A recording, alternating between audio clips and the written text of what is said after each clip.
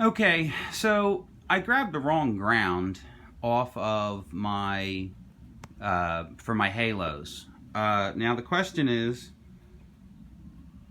does it look cool,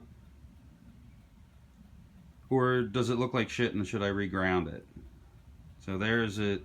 That's with the headlight on, the halos on, and the turn signal on. And I'll turn everything off.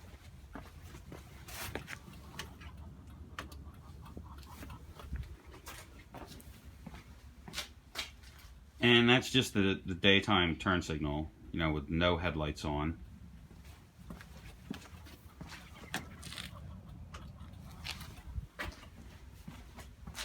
And that's with just the halos on.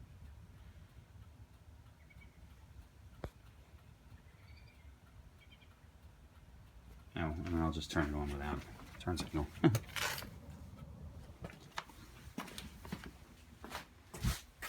And that's just the halos.